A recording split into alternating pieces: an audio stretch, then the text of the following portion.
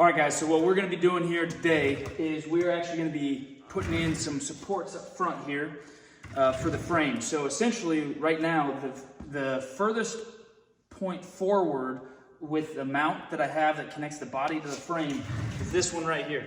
So I have the back of the leaf spring right here, and so the whole front of this frame is free floating off the body. So we're gonna try to strengthen that a little bit, give it something to see if it makes a difference. If it does, then we'll make it more solid and whatnot. But this is basically how I think it makes sense is essentially you have my body and then the frame, and those are together, right? Up until the front. So essentially, whenever I have the frame moving, the front end, because of the suspension, can move by itself and the frame can twist and whatnot, exaggerating the bump steer or flex steer or whatever you call that, right? So because it's not connected to this. So my thought is, in theory, right, is that if I connect the front, then it should not be as dramatic when I'm steering off-road and it's flexing. It shouldn't turn it as much. Plus, the frame shouldn't be moving anyways. So it should lock it in a little bit more tight, in theory. So that's what we're gonna be doing today. We're gonna put some mounts up front here and see if we can make it a little bit more solid. So come with us today, join the fun and see what we come up with. Dwayne's gonna be helping me when he gets here, so let's go. Okay, today we're gonna be solidifying this big old frame to the body. So the last hinge point, or the last mount is right here. So all of this leaf spring, the whole front axle, engine, everything is just kind of free floating on the frame. So we are going to make a mount for this right here. So that way it solidifies that together and hopefully eliminates some of the bump steer and flex in the frame. So let's get to it. Okay, so basically Dwayne's idea here, fantastic. So we're gonna cut this, make it look like two pieces of C-channel. We're gonna weld the C-channel on top of this to give it like an extra inch or so. And that will give us enough space on the front of that frame horn to be able to close in that gap. And then put a hockey puck in between for the bushing, so to speak, and should be solid. I think it'll work great.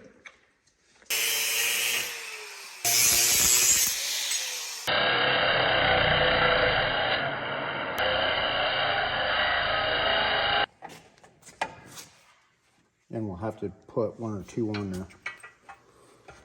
Two's probably gonna be too much.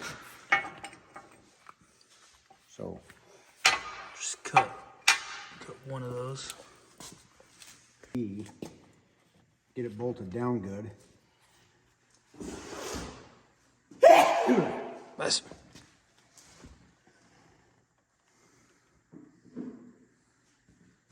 Well, the thing is too, is you want a little bit of pull down on this anyway. Just a little bit. But not tons, so we'll figure it out.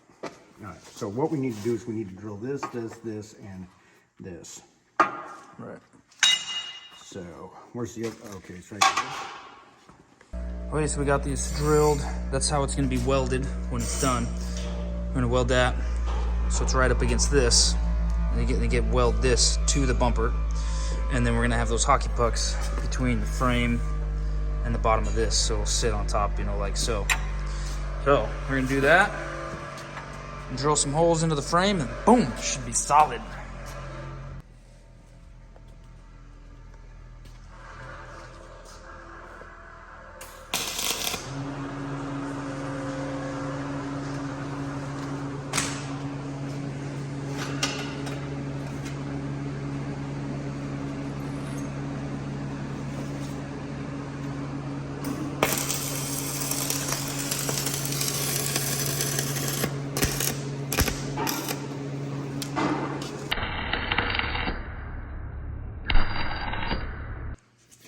Look at that. That is a beaut right there.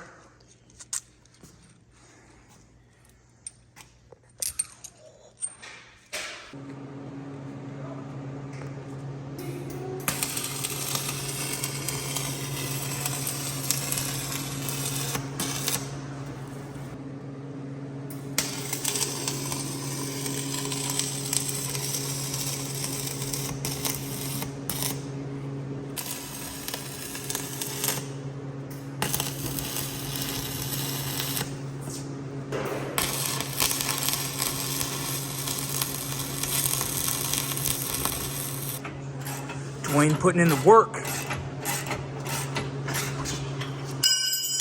Well, there you have it.